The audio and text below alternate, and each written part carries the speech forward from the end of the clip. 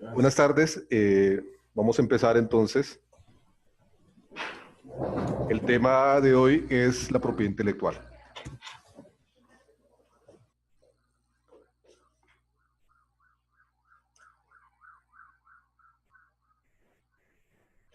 Un concepto de la propiedad intelectual eh, puede consistir en que es un derecho que una persona tiene sobre las creaciones en los distintos campos, ya sea de la tecnología, ya sea del comercio, ya sea de las artes o de la literatura y demás ámbitos de protección.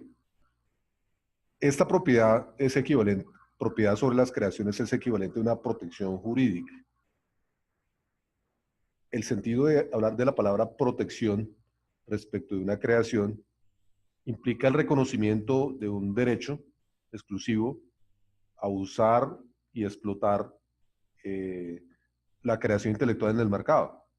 En ese sentido está protegida porque se reconoce el derecho de que solo el creador o la persona a quien el creador faculte tiene el derecho de usarla o explotarla.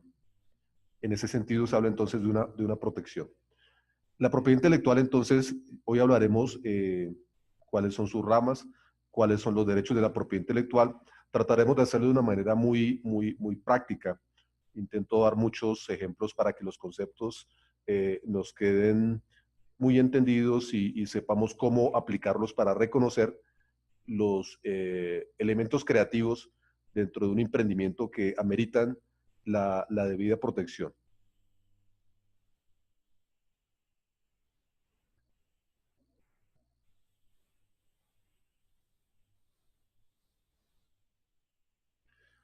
¿Cuáles son las ramas de la propiedad intelectual? Eh, Existen dos ramas tradicionales, que son la propiedad industrial y el derecho de autor. La propiedad industrial comprende las creaciones en el campo de la técnica, de la tecnología, y también abarca las creaciones utilizadas en el comercio. La otra rama es el derecho de autor, que comprende la protección de las obras literarias y artísticas y los derechos conexos. Ya veremos cuáles son los denominados derechos conexos al derecho de autor. También hay una rama residual que se le denomina como las nuevas tecnologías u otras creaciones protegidas en donde se estudian o se comprenden otro tipo de creaciones que no son asimiladas a las dos ramas tradicionales, propiedad industrial y derecho de autor. Por ejemplo, las nuevas variedades vegetales, los datos de prueba de productos farmacéuticos, los conocimientos tradicionales de los pueblos indígenas, etcétera, han sido creaciones que con el tiempo se han venido protegiendo jurídicamente y por no corresponder a las dos ramas tradicionales, entonces se les atribuye una tercera rama residual, puede denominarse de nuevas tecnologías. ¿Por qué la propiedad intelectual? O sea, ¿qué se busca a través de la protección de la propiedad intelectual? Eh, en esencia, se busca consolidar una ventaja competitiva para el creador en el mercado. De esta manera, el creador puede obtener una protección que le da una exclusividad para la explotación de su creación, pudiendo impedir que terceros la copien o se sirvan de ella sin su autorización, de manera que le coloca al creador una posición privilegiada del mercado. ¿Con qué propósito? Pues se busca que el creador esté retribuido, sea retribuido eh, por su aporte eh, al, al, al, a la tecnología, al conocimiento, a las artes, en beneficio de toda la sociedad. Entonces, la propiedad intelectual brinda los medios a través de los cuales el creador puede verse remunerado, puede verse retribuido. Ya veremos que una decisión válida de un creador es permitir el uso libre y gratuito de su creación, respetable. Pero la propiedad intelectual nace sobre la idea de permitir, de hacer posible una retribución, si se quiere económica, a ese creador como retribución por su trabajo, por su esfuerzo. La propiedad intelectual debe protegerse también dentro de una empresa para convertirse y para consolidar activos, o sea, para generar valor al interior de la empresa. Los derechos de propiedad intelectual se convierten en activos intangibles de la empresa. Ya veremos que fácilmente el activo más importante de una empresa hoy en día puede ser su marca, puede ser la patente de un invento, puede ser el derecho de autor sobre un software. Y ese es el activo más valioso de la empresa patrimonialmente. Pues es un activo patrimonial intangible. O sea, no se toca con nuestras manos, no la ven nuestros ojos, pero existe y se protege y se cuantifica y sobre ese activo se realizan transacciones económicas. También la protección de la propiedad intelectual permite minimizar riesgo legal, es decir, la debida protección de las creaciones y el respeto al uso, al derecho de las creaciones de terceros, le permite a una empresa no meterse en problemas, desarrollar su actividad sin asumir un riesgo legal al que se vería abocado por la infracción a derechos de terceros. Y finalmente, la protección de la propiedad intelectual genera negocios, puede generar a su vez nuevas oportunidades de negocio que no se tendrían si las creaciones se hicieran al margen de una protección. Entonces, por ejemplo, el negocio de la franquicia de un negocio, perdónenme la redundancia, eh, franquiciar su negocio para que terceros lo exploten en otros territorios es una forma muy interesante de abrir nuevos canales de comercialización, nuevas fuentes de ingreso, pero la materia prima de una franquicia lo constituyen los derechos de la propiedad intelectual que usted le puede licenciar o le puede entregar a un franquiciado. No tendría ningún sentido pretender hablar de una franquicia si de antemano usted no tiene ya protegida su marca o tiene una protección de propiedad intelectual sobre las creaciones y los insumos esenciales del negocio que luego usted permitirá el uso a terceros. Entonces, un derecho que genera a su vez nuevos negocios dentro de la empresa.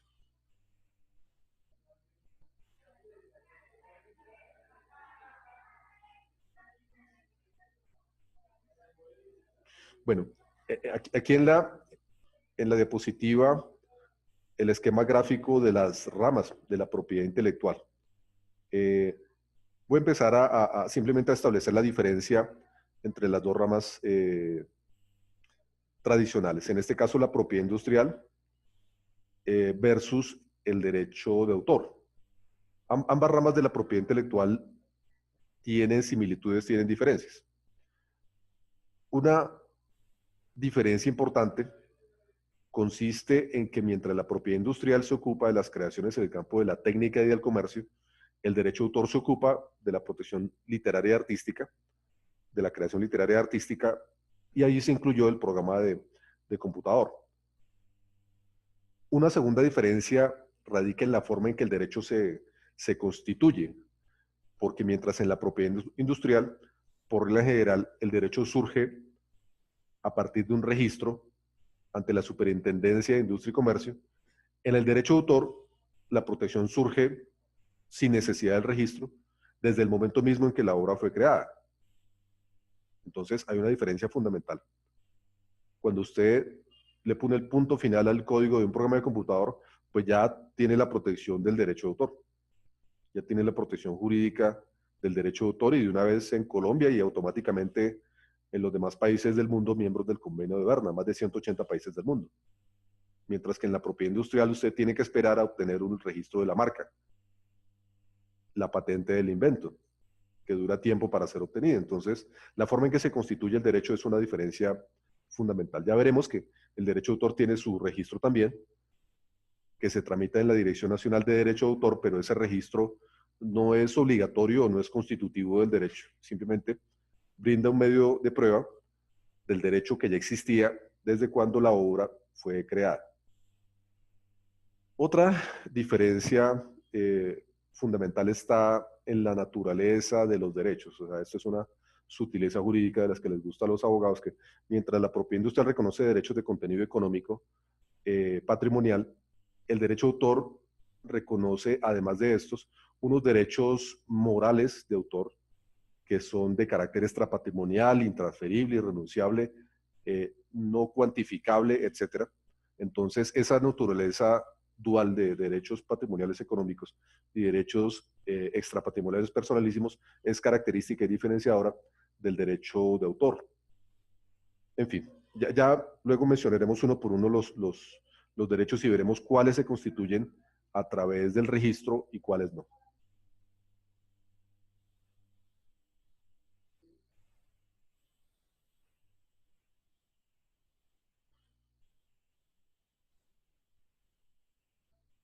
¿De qué manera la propiedad intelectual puede proteger distinto tipo de creaciones? En este caso, la diapositiva nos menciona la propiedad industrial.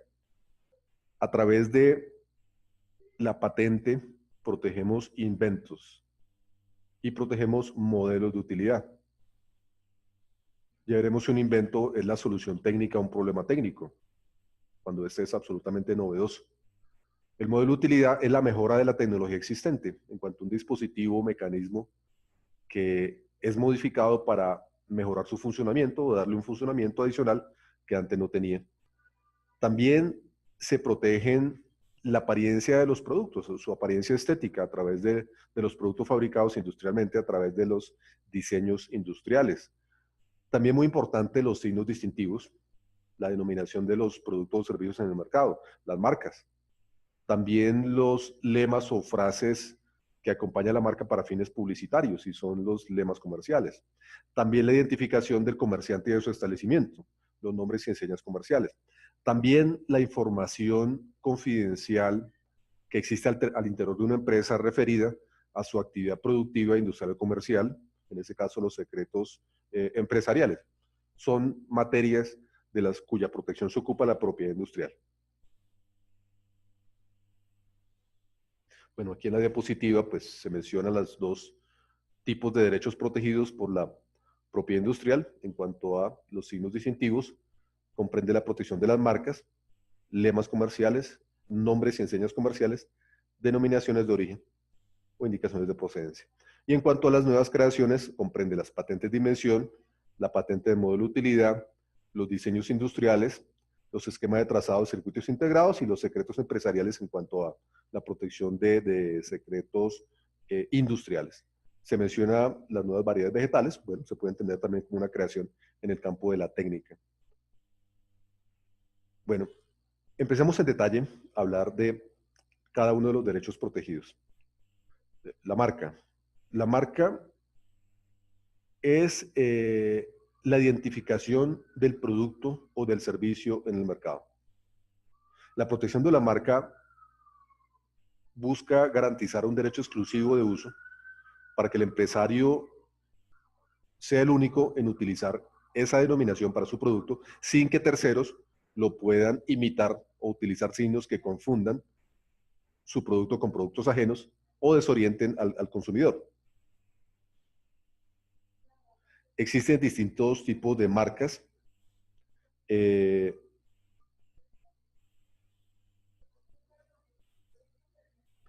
Las marcas se protegen bajo ciertas condiciones. Primero, se requiere un registro. No existe ningún derecho que se derive del mero uso de una denominación para identificar un producto o un servicio. A ver, usted puede tener muchos años en el mercado denominando su producto de una u otra manera, denominando su servicio de una u otra manera.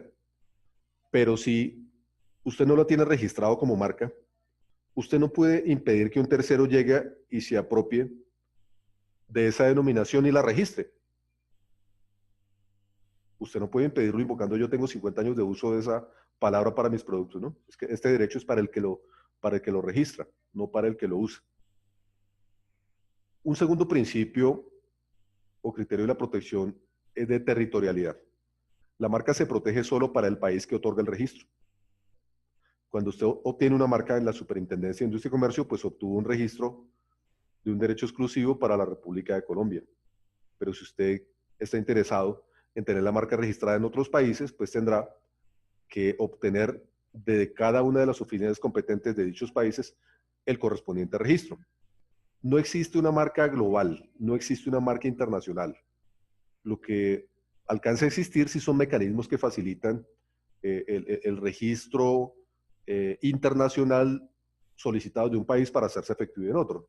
Pero nunca la protección de la marca se puede extender más allá de las fronteras del país que otorgó el registro.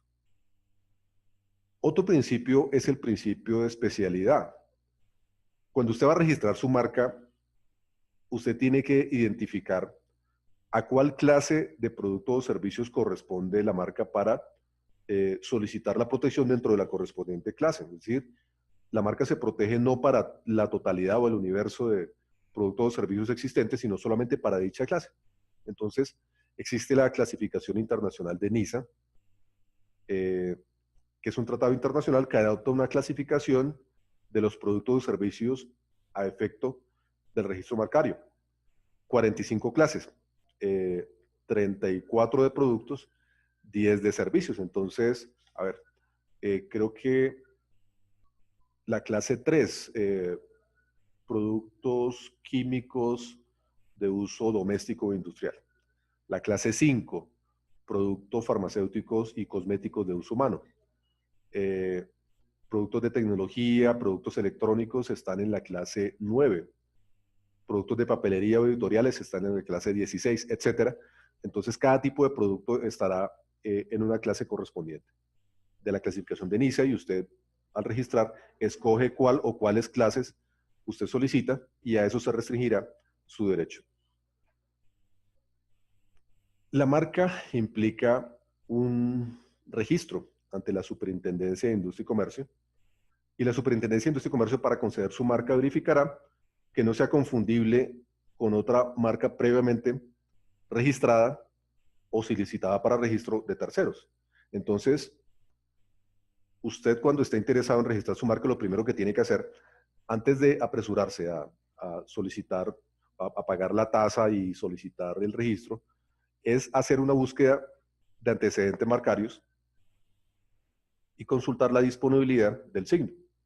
Usted lo puede hacer ante la misma Superintendencia de Industria y Comercio o por internet en la página web de la Superintendencia, buscando si la palabra que usted quiere registrar u otras similares ya están registradas, o si por el contrario está disponible.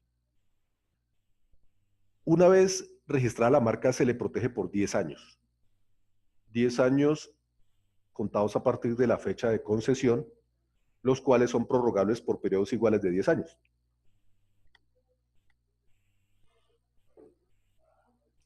Es una obligación utilizar la marca, porque si la marca se registra pero no se utiliza, cabe la posibilidad que sea cancelada por el no uso, y la acción de cancelación la puede intentar cualquier persona si la marca que registraron no ha sido utilizada dentro de los 3 años anteriores. Okay.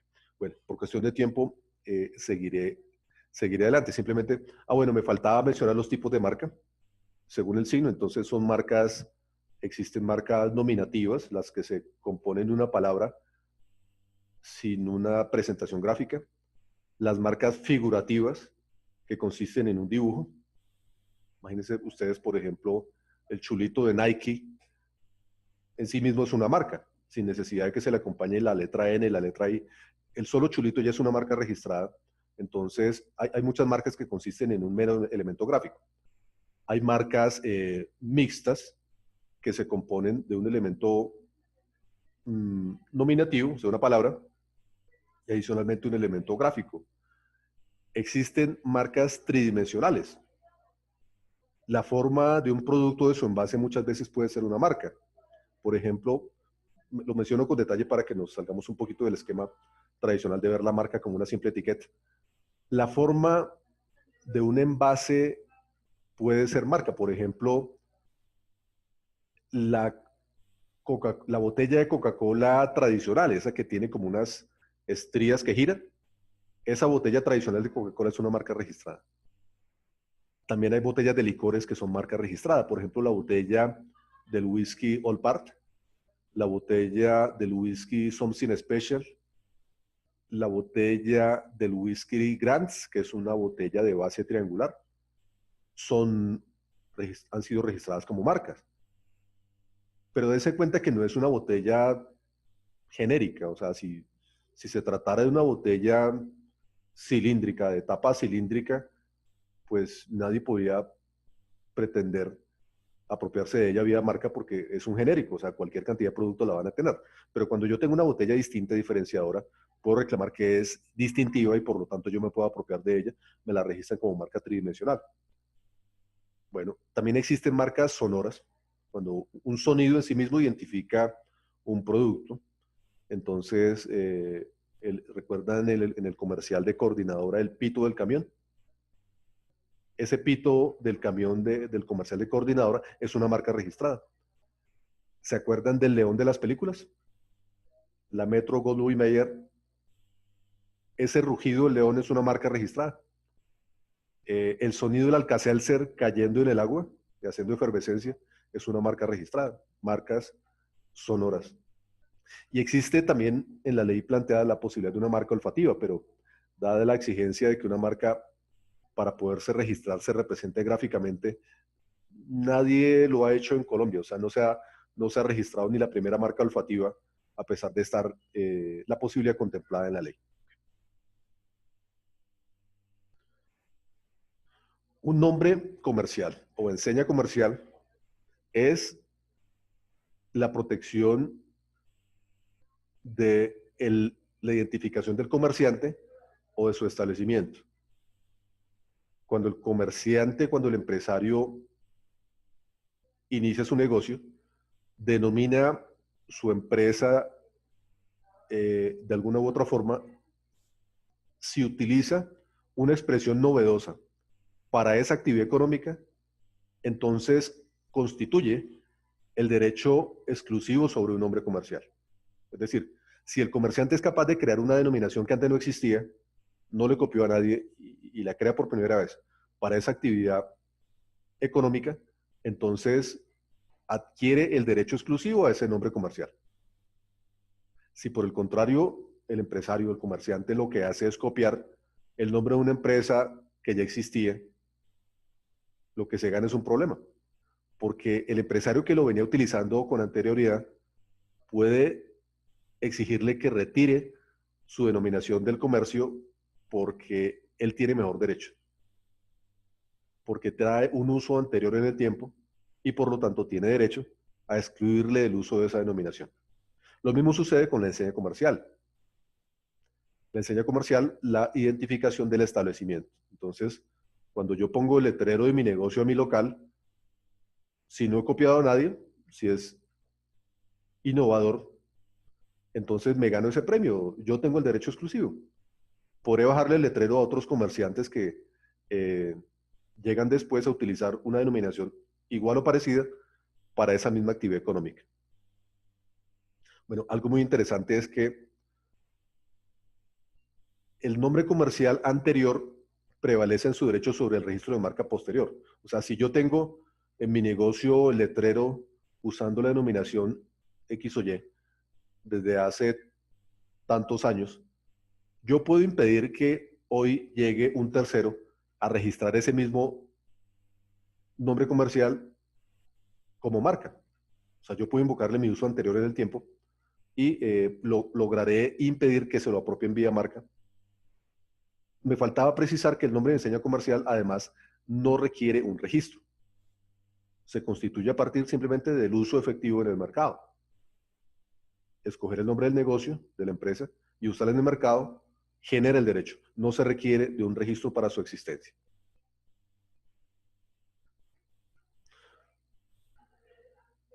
Bueno, la denominación de origen es la identificación de los productos o servicios que provienen de una región y esa procedencia geográfica les otorga o les cualifica una determinada característica, forma de fabricación o propiedad que se deriva justamente de su origen geográfico y de la forma particular en que esa región produce tales elementos. Entonces, ejemplos de denominaciones de origen, la primera que se registró en Colombia, el café de Colombia.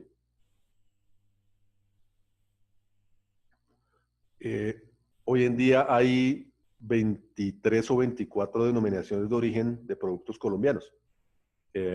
Achiras del Huila, cerámica de Ráquira, bordados de Cartago, orfebrería de Mompox, sombrero vuelteado, manta guajira. Entonces, un producto típico de una región, cuando la procedencia regional le otorga al producto una cualidad, unas materias primas, una forma de fabricación que se derivan necesariamente de ese lugar, de esa región.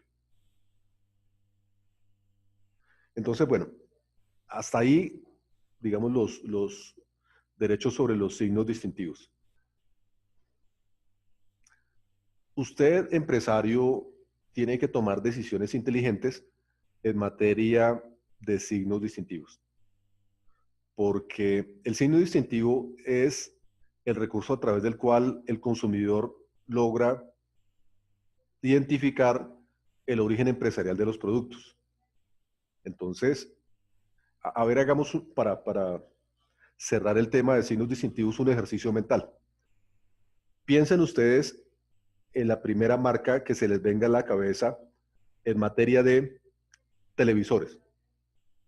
Ya, entonces, algunos pensaron Sony, algunos pensaron Samsung, algunos dirán LG, o no sé, de pronto habrá unas 4 o 5 marcas en ese top of mind, la prioridad mental que le damos. Entonces, bueno, ahí hay un mercado bastante disputado. Pero pensemos, por ejemplo, en la primera marca que se nos venga a la mente en materia de crema dental. Sí, ya sé, todos pensamos Colgate. Ok, pues Colgate tiene muy ganado y muy consolidado el primer puesto de nuestra lista mental, el top of mind. Entonces, ¿eso para qué sirve? Bueno, mirémonos a nosotros mismos haciendo mercado. Mirémonos con el carrito del mercado caminando por entre las góndolas y démonos cuenta cuánto tiempo le dedicamos a encontrar y echar al carrito el producto que buscamos. A veces hacemos mercado de afán, a veces lo hacemos al final del día cuando estamos cansados y estresados. Entonces, y toca comprar crema dental, no nos ponemos a mirar las etiquetas, ni a comparar precios, ni a ver la composición química, nada. La cajita roja del Colgate al carrito. En la decisión de compra opera el inconsciente del consumidor.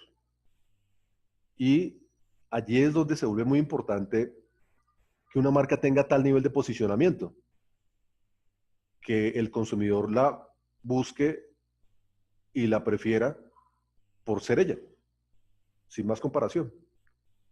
Entonces, eso lo logra un empresario cuando tiene una marca registrada y protegida y además acreditada durante tanto tiempo. ¿Cuánto tiempo y cuánta plata ha invertido Colgate en su publicidad? Pues ahí está el resultado, el top of mind, el primero en nuestra lista mental. Entonces, ¿qué pasaría si yo vendiera en el mercado, por ejemplo, un azúcar en una bolsa plástica sin ninguna identificación? O como si fuera un genérico, azúcar marca azúcar. Mi azúcar puede ser muy buena, puede ser de alta calidad,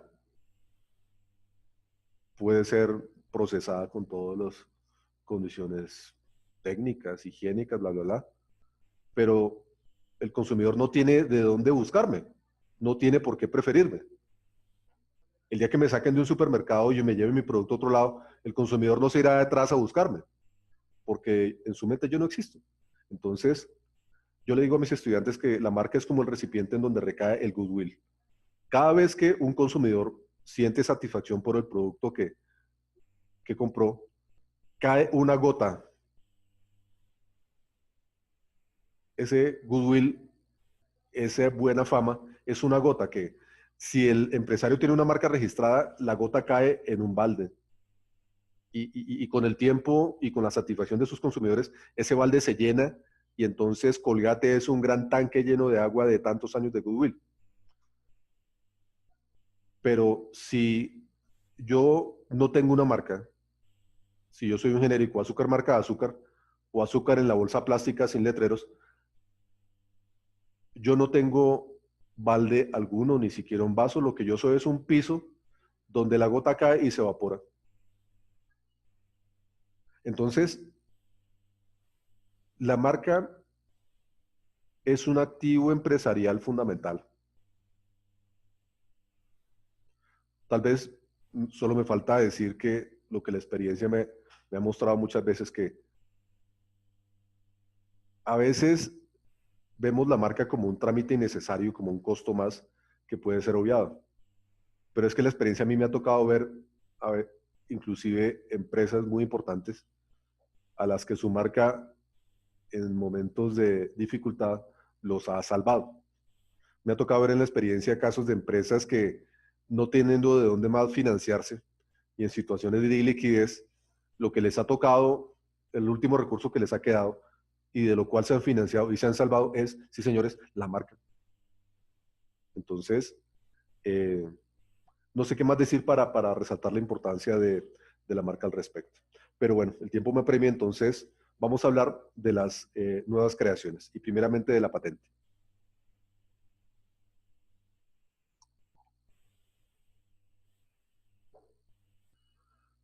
Bueno, para no ser tan aburrido y ponerme a leer los requisitos de la patente y su término de duración, déjenme contarles una historia de cómo surgió el derecho de patente, porque la patente es el primer derecho que se conoció en la propiedad intelectual, es el derecho que hizo surgir la propiedad intelectual. Lo que primero ameritó la protección fue la protección de las creaciones técnicas. Entonces, la primera patente que la historia conoce se otorgó cerca del año 1452 en la ciudad de Venecia, en la ciudad-estado de Venecia, y recayó sobre, bueno, no sería lo que hoy en día entenderíamos como una invención, sino más bien como un modelo de utilidad, una mejora técnica. Un artesano veneciano dedicado a la fabricación de tejidos mejoró el telar chino.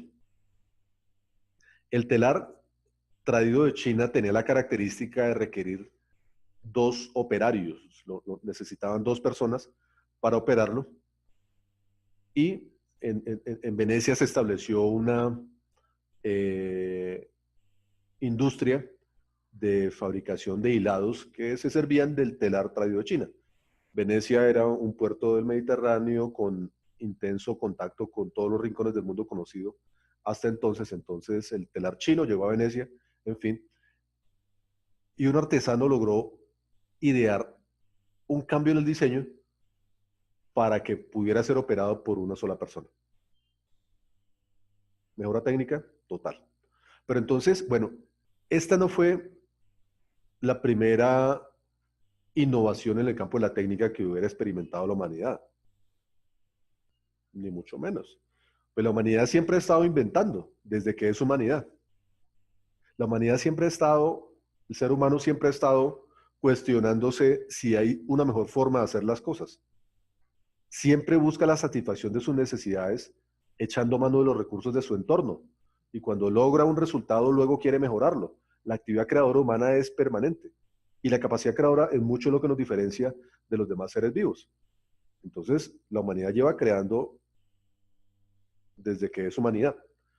Pero solo hasta 1452, pues a este señor, con su creación de su diseño, de la mejora técnica del telar, le asaltó la inquietud de preocuparle que pudieran copiarlo. Entonces yo me imagino este señor válidamente dijo, bueno, ¿cuánto tiempo llevo yo creando este diseño? ¿Cuánto trabajo? ¿Cuánto esfuerzo? ¿Cuánto talento? ¿Cuánto dinero me ha implicado llegar a este diseño?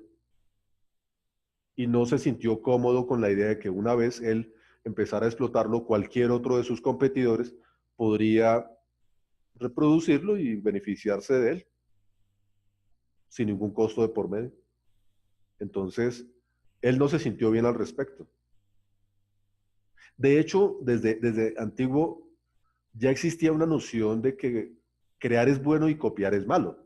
Por ejemplo, en Roma y en Grecia antiguas, al plagiador, por ejemplo, el que se robaba una poesía ajena en un concurso literario, lo consideraban un ladrón.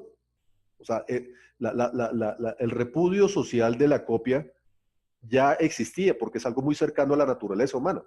Lo que no existía era el concepto de una propiedad intelectual. Eso solo surgió a partir de 1452 con la patente que otorgaron en Venecia. Entonces, este señor, como no quería que lo copiaran, se fue donde el gobernante de la ciudad, el duque de Venecia, el príncipe de la ciudad, y expuso su inquietud. El príncipe, el gobernante, entonces, a lo mejor vio funcionando un prototipo del telar, entendió su utilidad, su importancia, y quiso recompensar al ciudadano. Tal vez pensó que con eso se incentivaría que otras personas igualmente creativas pudieran aportar sus creaciones para beneficio de la industria y el progreso de su ciudad. Y los reyes en esa época, el privilegio o el premio que le daban a sus súbditos se llamaba patente, cuando le reconocía el derecho exclusivo a una actividad económica. Por ejemplo, patente para fabricar el vidrio, patente para fabricar el papel, patente para fabricar las cerraduras de los caballos, etc. Entonces, cuando el príncipe daba una patente, significa entonces que nadie sin su permiso podía fabricar o traer a la ciudad vidrio, papel o herraduras. Solo quien tuviera la patente. Entonces, le dieron una patente al inventor en reconocimiento a su creación,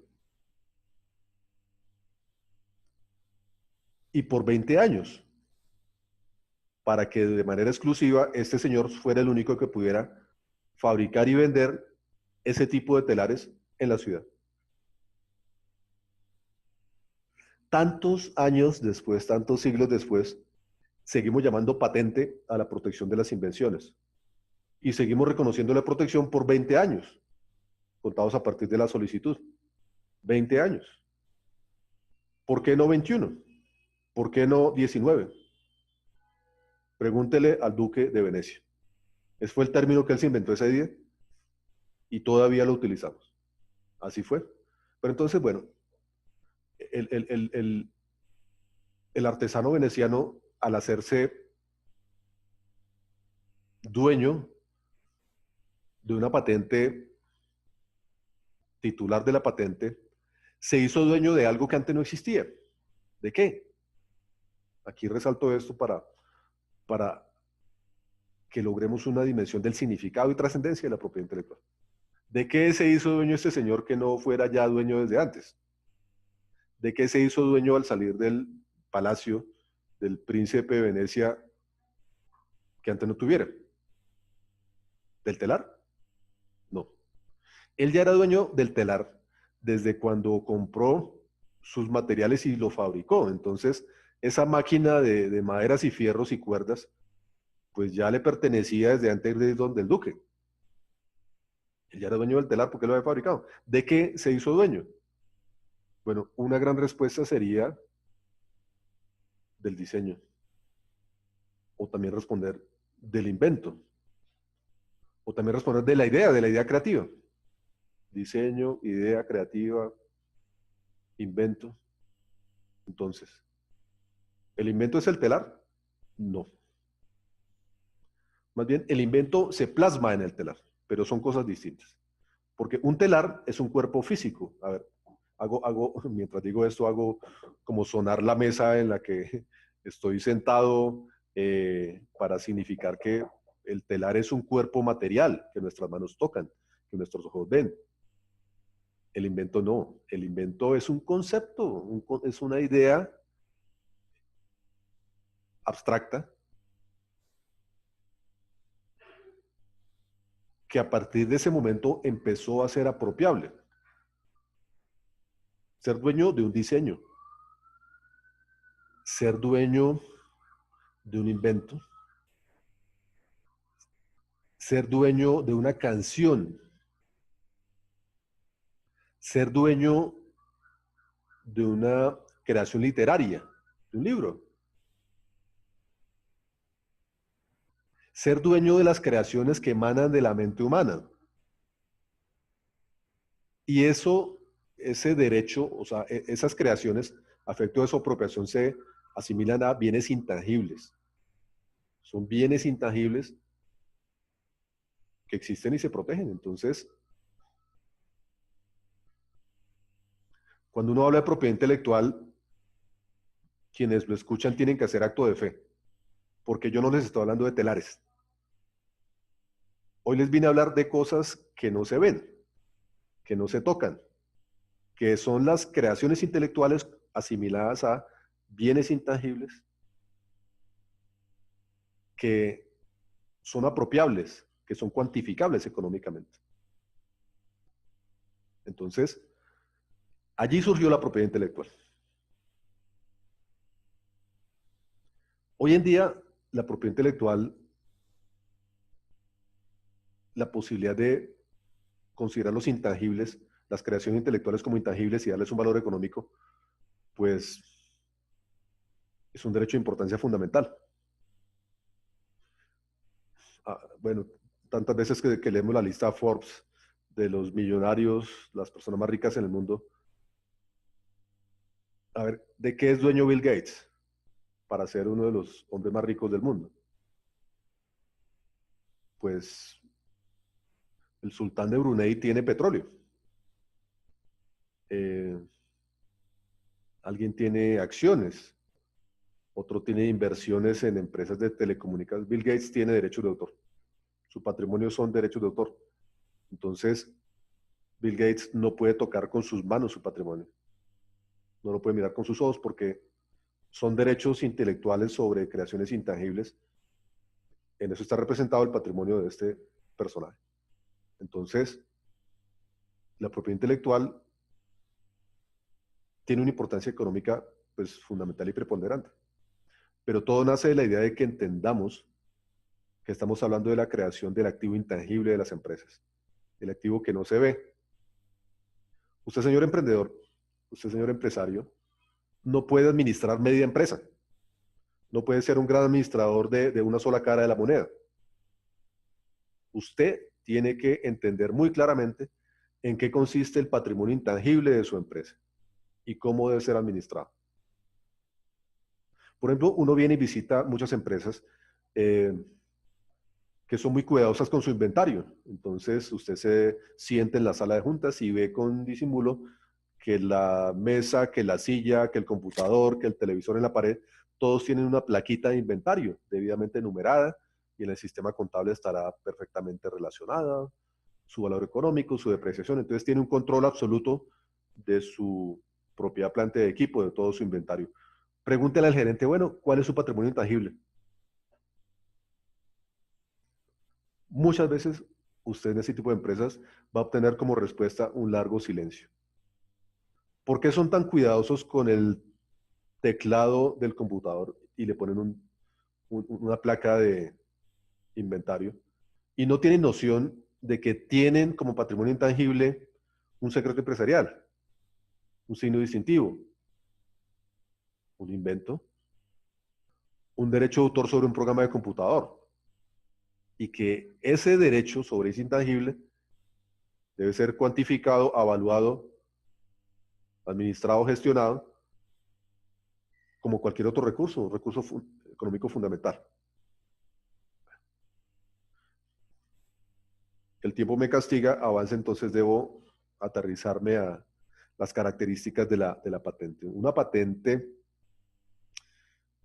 requiere, para ser protegido, tres requisitos. Un invento para ser patentado debe cumplir primero con novedad, segundo con altura inventiva y tercero con una aplicabilidad industrial. La novedad significa que el invento no puede ser conocido o haber sido objeto de divulgación hasta el momento en que se solicitó la patente. Entonces, ese requisito fundamental lo verifican los examinadores de patente de la Superintendencia de Industria y Comercio cuando usted le lleva su invento para ser patentado. Entonces, ellos buscan en una base de datos de las patentes solicitadas y registradas en el mundo para verificar que la tecnología que usted lleva no exista como tal ya en otra parte. Se hace una búsqueda del estado de la técnica y tal vez encontrarán que su invento es 100% novedoso, o de pronto usted se raja en una parte, o sea, que hay una parte de lo que usted inventó y que quiere, que reivindica como suyo, y que realmente ya existe en otro lugar. O sea, la novedad no es solo para Colombia, la novedad es mundial. Entonces, eso es lo que se verifica a través de bancos de patentes. A quienes interese, el banco de patentes más grande, más completo, eh, disponible en Internet, se llama SpaceNet, SpaceNet. Y ustedes pueden buscar ahí documentos de más de 90 millones de patentes y obtener ahí, digamos, una información muy actualizada que les permite saber qué existe en cada campo de la técnica patentado. Usted antes de ponerse a emprender un proyecto de desarrollo de tecnología, debería primero tener claro en qué va el estado de la técnica, hasta dónde se ha patentado, qué se ha solicitado recientemente de patente, para no inventar la rueda, para no llover sobre mojado. Entonces, más bien, usted trae esa tecnología al país, en lugar de gastar recursos desarrollando lo que ya existe. Bueno, segundo requisito, la altura inventiva. Implica que la invención debe significar un salto tecnológico, un avance tecnológico significativo. Y tercero, aplicabilidad industrial, que el objeto de la patente pueda ser fabricado industrialmente, aprovechado industrialmente. La patente se protege por el término de 20 años no prorrogables. Desde el momento en que se solicita la patente empieza a correr el cronómetro.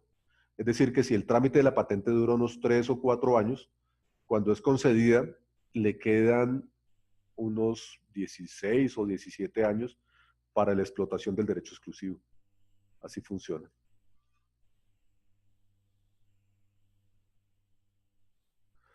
Bueno, también existen las patentes de modelo de utilidad,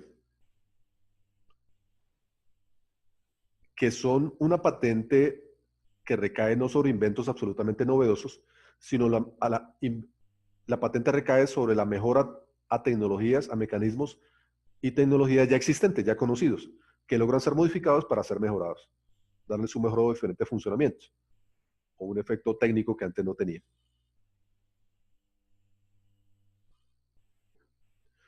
Ustedes recuerdan que hay destornilladores con punta en forma de pala y con punta en forma de estrella. Desde siempre se han conocido los destornilladores de pala y de estrella. Pues bien, en algún momento a un personaje, hombre o mujer, se le ocurrió hacer un destornillador intercambiable. O sea, con el mismo mango se podía intercambiar una u otra punta y entonces el destornillador intercambiable, modelo de utilidad.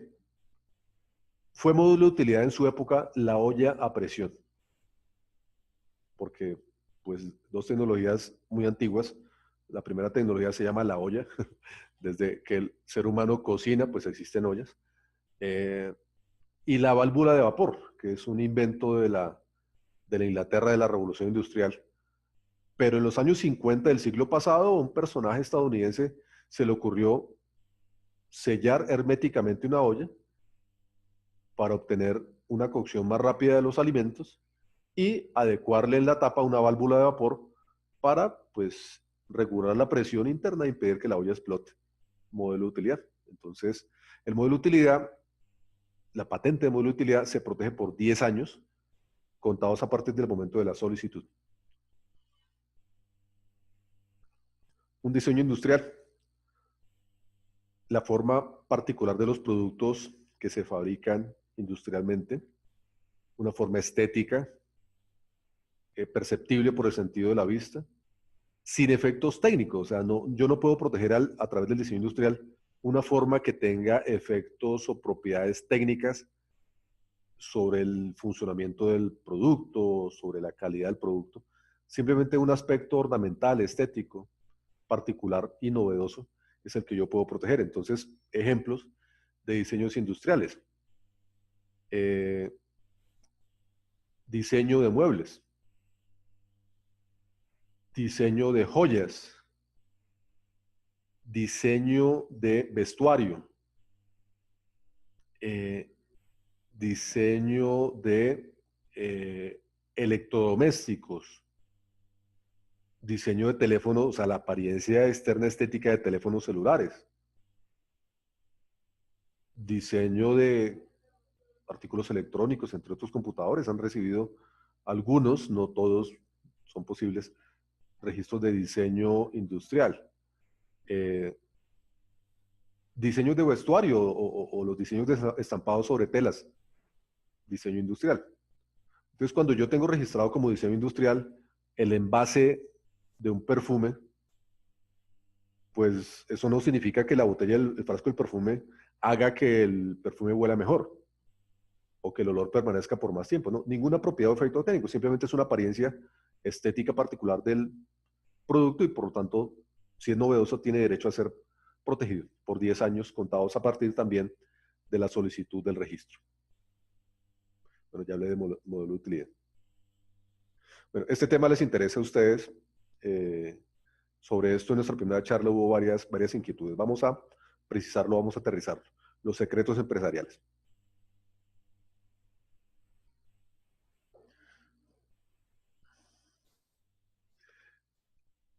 Se protege como secreto empresarial la información que posee una empresa referida a su actividad productiva, industrial y comercial. Pero se requieren varios requisitos, varios elementos de esta definición que se encuentra en el artículo 260 de la decisión andina 486 del año 2000. Se requiere que esa información sea secreta, que no haya sido divulgada. La información puede haber sido confiada a terceros sin haberse divulgado. Si a esos terceros, personas vinculadas con la empresa o ajenas a la empresa, se les entregó la información previa suscripción de un acuerdo de confidencialidad, la información no se ha divulgado. Por el contrario, la información se divulgará cuando se haga accesible o se entregue a terceros que no tienen de por medio una obligación de confidencialidad o reserva. El día que se saque el producto al mercado. El día que la empresa misma decida liberar la información publicándola. El día que el público accedió al contenido de la información. Ese día se divulgó. También la información tiene que ser aprovechable en la actividad productiva, industrial y comercial, referida a la actividad productiva, industrial y comercial. Entonces, ejemplo de ello lo puede constituir la fórmula del producto, el método de fabricación de un producto, una estrategia comercial, el proyecto de lanzamiento de un nuevo producto o servicio al mercado, ciertas bases de datos de clientes, ciertas bases de datos de proveedores, o sea, bases de datos que trascienden más allá de la información de contacto, o sea, bases de datos de inteligencia del mercado, etcétera. Son ejemplos cotidianos y tradicionales de secretos empresariales protegibles. También, por ejemplo, un código fuente. El código fuente de una aplicación informática, de un programa de computador, puede ser un gran ejemplo de un secreto empresarial. Otro requisito de la protección es que dicha información no sea obvia para el común de las personas que manejan ese determinado campo de la técnica. Entonces, eso es interesante. Una empresa puede considerar que un conocimiento es su secreto empresarial cuando ese conocimiento no corresponde a lo que dominan los ingenieros del tema de ese ramo comúnmente en el mercado, en la calle. Yo diría que el estándar tecnológico es lo que le enseñan a los ingenieros en su formación, en su pregrado, en sus posgrados. Eso es el estándar de lo que hay en el conocimiento común a todos. Pero una empresa innovadora lo es porque ha logrado subir uno o varios peldaños más arriba en la escalera. Y hay una inteligencia corporativa, hay un saber común al interior de la empresa que va más allá de lo que se sabe de un tema en la calle, porque la empresa ha ido consolidando y enriqueciendo ese know-how, ese saber a lo largo del tiempo.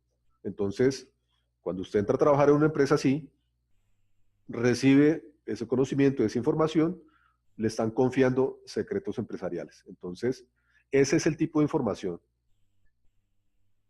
que, por no resultar obvia y evidente para el común de las personas que se ocupan del oficio, de esa rama de la técnica, merece la protección de un secreto empresarial. Y finalmente, esa información, para poder ser protegible como secreto empresarial, tiene que estar protegida razonablemente contra su divulgación o acceso no autorizado. Yo tengo que estar en posibilidad de demostrar qué medidas tomé para impedir el acceso no autorizado a la información. Medidas que pueden ser de carácter contractual, medidas que pueden ser de carácter documental. Por ejemplo, el día que yo, empresario, tenga que ir donde un juez a reclamar la infracción a mi secreto empresarial, tendré que mostrarle qué contratos, qué acuerdos de confidencialidad yo tenía firmados con el personal a mi servicio, a quienes confiaba la información. Y segundo, poder mostrar medidas de restricción documental al acceso no autorizado. Entonces, no sé, medidas de control del documento físico o del documento electrónico dentro de una red informática. Tiene que haber como la evidencia de esa protección razonable que yo, empresario, debía haber tomado al respecto. O sea, no me van a aceptar que yo me queje en un juzgado de que me copiaron la fórmula del producto que mi empresa fabrica, cuando resulta que esa fórmula yo la tenía pegada en un tablero, o sea, pegada con un chinche en un corcho en una pared del taller. Pues para que cualquiera la fuera, eso no es un secreto empresarial, tiene que haber medidas razonables de protección de la información. El secreto empresarial no se registra. Es decir, este es un derecho de la propiedad industrial que, a diferencia de los demás, de los que he venido hablando, no requiere un registro. Se protege en función de esa situación fáctica del cumplimiento de los requisitos de los que vengo hablando. Entonces, usted, empresario, para protegerlo, lo que tienes que adoptar esos mecanismos contractuales y documentales de los que vengo hablando y reconocer debidamente que de la información que usted maneja es un secreto empresarial que se pueda entender protegido en su beneficio. Antiguamente, hace ya muchos años, el llamado secreto industrial, antes no se llamaba secreto empresarial, sino secreto industrial, se depositaba en la Superintendencia de Industria y Comercio. Entonces eran los tiempos en que usted tenía que escribir la fórmula de su producto, describir el procedimiento, bla, bla, bla, lo que usted considerara la información confidencial, y la introducía en un sobre lacrado. Ese lacrado era un sello de parafina que garantizaba que el sobre no podía ser abierto, no puede ser abierto sin autorización. Entonces se entregaba para depósito los secretos industriales y la Superintendencia de Industria y Comercio los depositaba en un lugar de su archivo, en una caja fuerte. El día que usted reclamaba la violación de su secreto empresarial, de su secreto industrial, entonces podía solicitarle al juez que ordenara abrir el sobre lacrado que usted dejó depositado, y ahí estaba la prueba de que usted tenía a tal fecha, cuando lo registró, esa información, y eso era suficiente para entender que sí había un secreto. Esos tiempos desaparecieron. O sea, ya no existe tal depósito ni requisito alguno ante ninguna autoridad. Ahora es una situación fáctica que usted configura, que usted crea. El secreto empresarial no se presume, perdón, la obligación de confidencialidad no se presume. Hay que crearla, y se crea a través de acuerdos de confidencialidad que se firman con sus empleados, contratistas, asesores y demás personas vinculadas con su proyecto que accedan a la información. Si no está debidamente constituido esa obligación de confidencialidad, usted estará perdiendo la protección del secreto. Usted está dejando ir, está divulgando la información por su descuido. ¿Qué pasa al vulnerar un secreto empresarial, al divulgar o explotar sin permiso un secreto empresarial ajeno? Bueno, pues hay un delito que se llama violación de la reserva industrial. También es un acto de competencia desleal, conforme la ley 256 del 96, la violación de secretos. Puede ser reclamado por vía de infracción de derechos la acción por infracción de derechos de la propiedad industrial, la acción judicial civil que consagra la decisión andina 486. También, en el caso de los empleados, es una violación de las obligaciones generales del trabajador. Conforme el Código Sustantivo del Trabajo, es una obligación general de todo trabajador respetar los secretos industriales, empresariales de su empleador. Y finalmente tiene la consecuencia que el contrato puso. O sea, el contrato, el acuerdo de confidencialidad, pues mal haría no tener dientes, mal haría no tener una consecuencia sancionatoria económica ante el incumplimiento de la obligación de confidencialidad. Hace unas semanas, un compañero de la universidad que estudió conmigo hace tanto tiempo, me llamó preocupado porque él se estaba vinculando con una importante firma de abogados aquí en Bogotá y en el contrato de trabajo incluyeron una cláusula de confidencialidad que tenía una cláusula penal, o sea, una sanción contractual económica por su incumplimiento, de una cifra que le pareció exagerada, 5.000 millones de pesos. Entonces, Juan Carlos, ¿cómo va a firmar? Decía, una cláusula penal que está por encima de mi patrimonio. ¿Y es eso legal? Yo le respondí, pues es totalmente legal. O sea, es más, mal haría impactarse una cifra irrisoria porque peligroso es más rentable violar el secreto que pagar la cláusula penal. Entonces, como también me contó una vez un colega, por atender una inquietud de una persona que no se sintió cómoda con firmar una cláusula penal tan fuerte, aceptaron una cláusula penal de 50 millones. Un trabajador firmó con su empresa una obligación de confidencialidad, la cláusula penal eran 50 millones de pesos.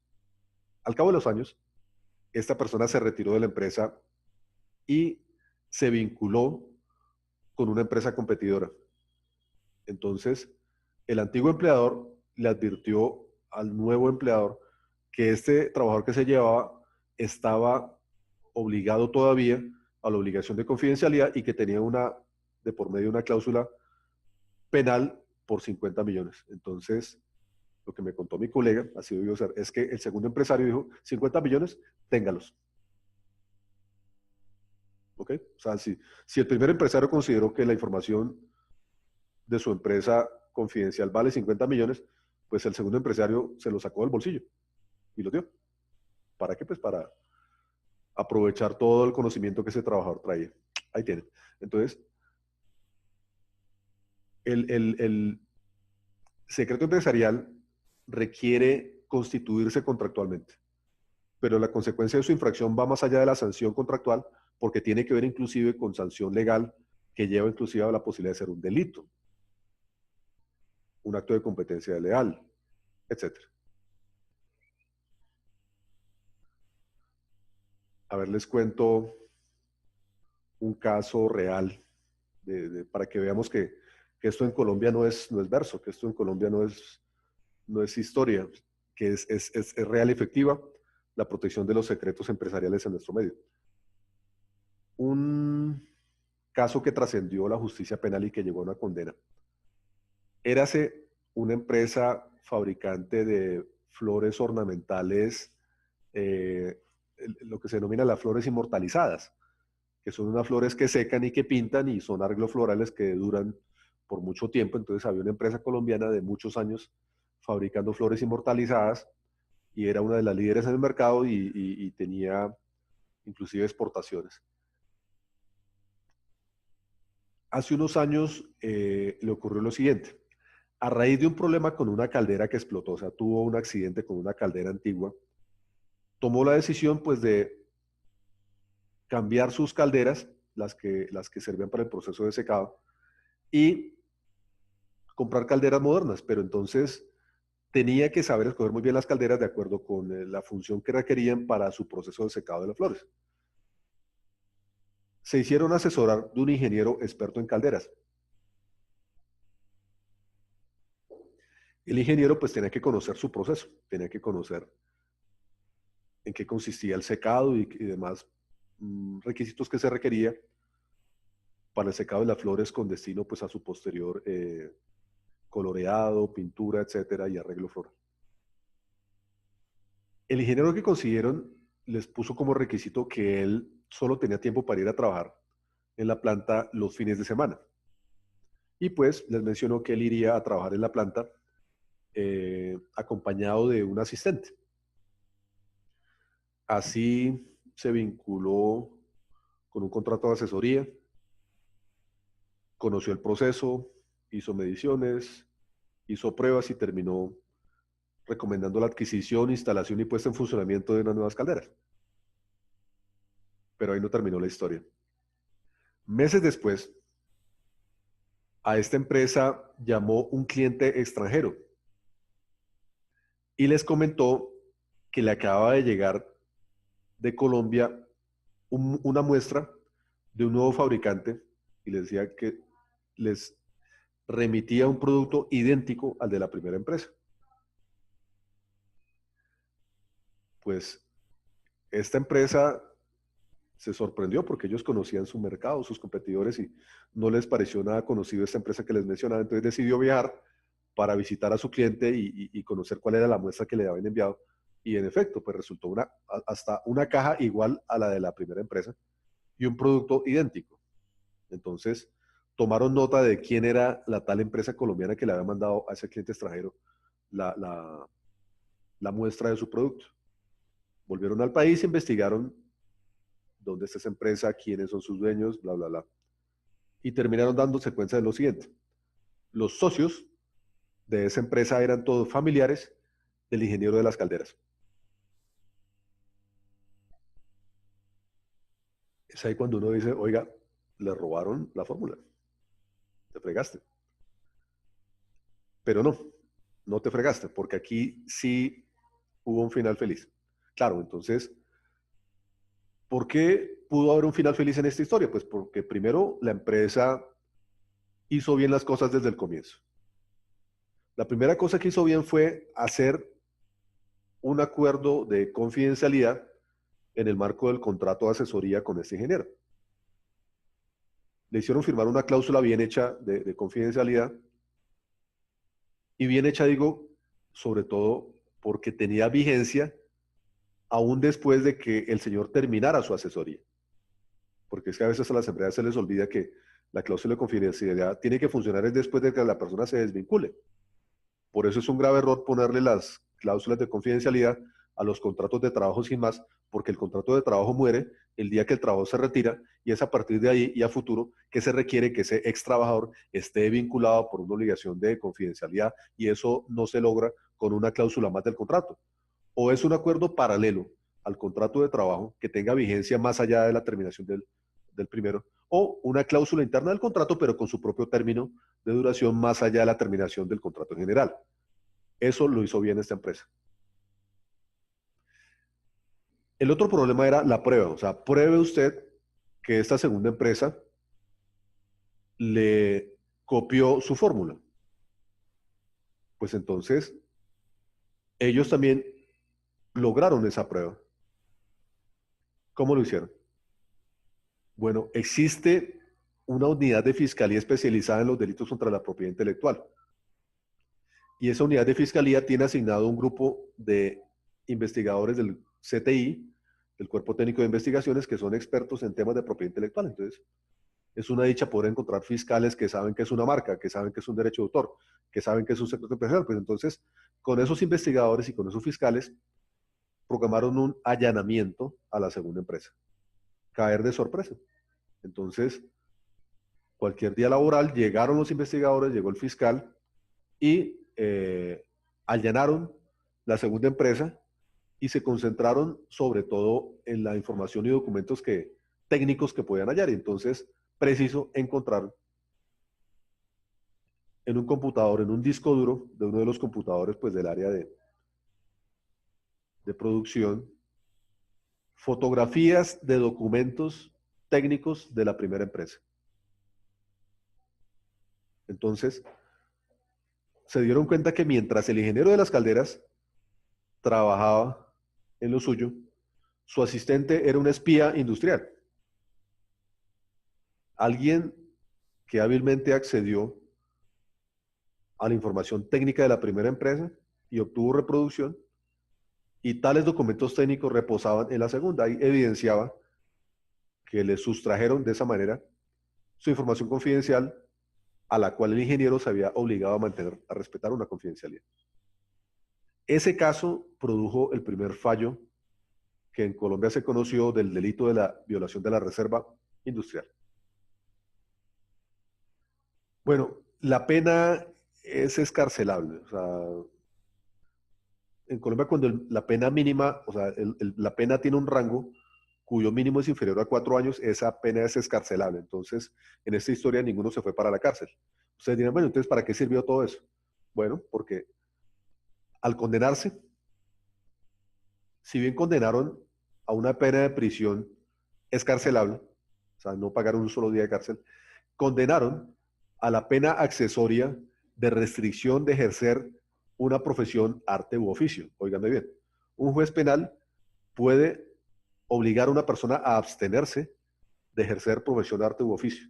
Entonces, al ingeniero de las calderas, a su asistente y a los socios de la empresa, los condenaron durante tantos años a no fabricar flores inmortalizadas. Colorín colorado. Sí, los jueces penales tienen ese poder. Por ejemplo, en Estados Unidos hay hackers que han sido condenados a no acercarse a menos de 1 metro de un computador. Y si el hacker se acerca a menos de 1 metro de un computador, viola su libertad condicional y las esposas y los barrotes. ¿No? Interesante. Entonces, esto no es cuento chino. Este es un derecho que se protege y se hace respetar, pero que el empresario tiene una gran carga de entender, proteger, defender y saber explotar también frecuentemente. Creo que me haría eterno y me haría aburrido contándoles cómo hace Coca-Cola para proteger su secreto empresarial. Coca-Cola es un gran ejemplo que uno puede poner acerca de todo lo que el empresario diligentemente puede hacer para impedir que le roben la información de su producto, la fórmula de su producto.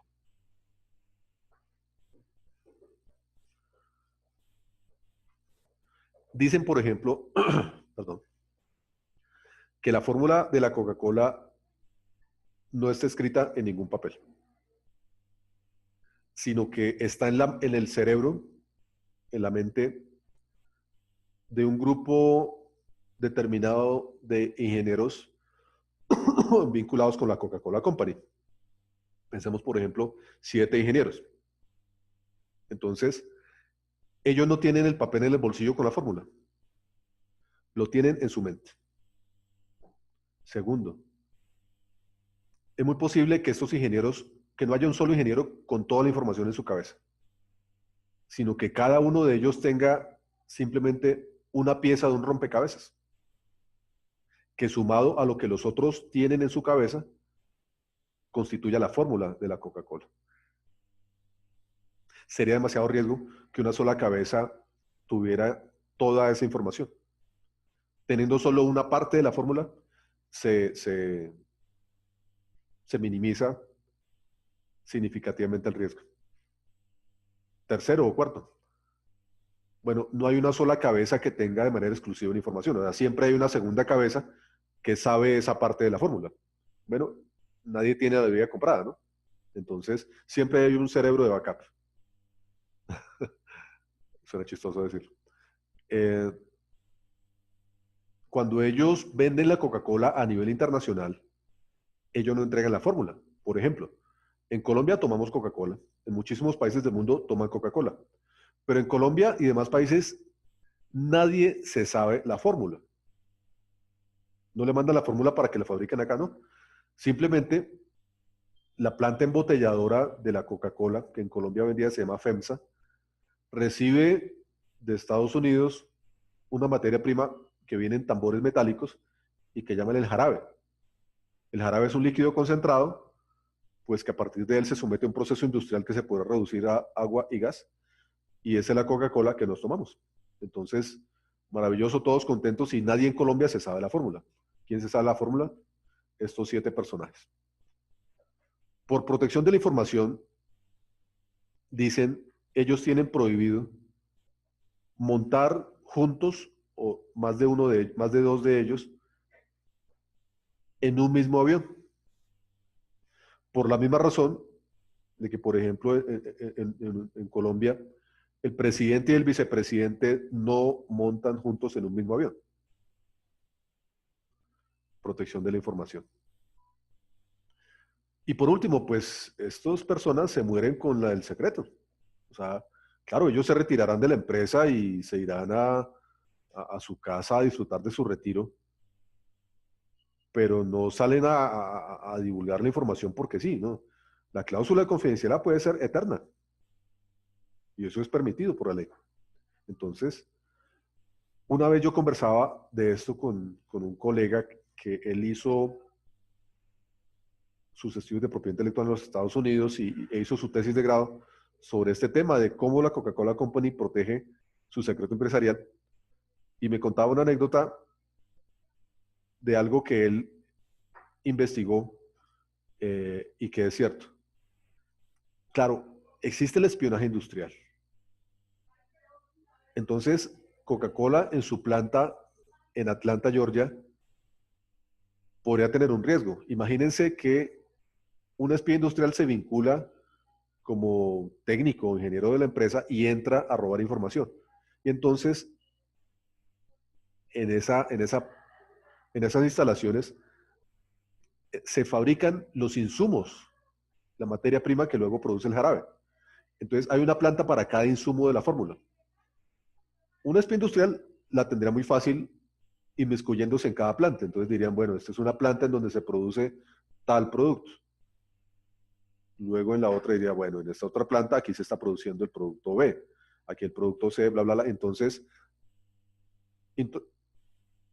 introduciéndose en edificios y entendiendo qué se fabrica en cada uno de ellos, deduciría la fórmula. Entonces, el colega me explicó lo siguiente. No. Si, por ejemplo, la fórmula de la Coca-Cola consiste en 12 o 13 ingredientes, Coca-Cola en esa planta fabrica el doble, o sea, fabrica 22 o 23 ingredientes. ¿Para qué? ¿Por qué produce más cosas de las que utiliza luego? O sea, ¿utilizará realmente 12 o 13 en la fórmula? Y utilizará otros tantos para echar a la basura, literalmente. ¿Qué están haciendo? Despistar al enemigo. Entonces, los espías industriales nunca llegarán a saber cuál producto, o sea, puede ser una planta al interior de las instalaciones que lleva años de años fabricando un producto que jamás será utilizado en la fórmula, cuyo destino es la caneca de la basura, pero lo están despistando. ¿Me explico? La Coca-Cola es un imperio. O sea, esa bebida y esa fórmula es un imperio y queda la anécdota de, eh, por unos pocos dólares, un señor de apellido Pemberton compró la fórmula a un boticario en los años 1860 y tantos, un boticario que la desarrolló con el propósito de crear un jarabe revitalizante. Y la fabricaba y la vendía en su propia botica. Y había un surtidor de líquido, o sea, estos de palanca metálica que se jalan hacia abajo y se coloca el vaso para llenarlo de líquido. Así la gente accedía a su jarabe revitalizante. Pues el boticario este no tuvo ningún éxito con su jarabe revitalizante, pero el señor Pemberton conoció al boticario, conoció su botica, conoció la bebida y él al probarla visualizó el concepto de lo que hoy en día conocemos como una gaseosa.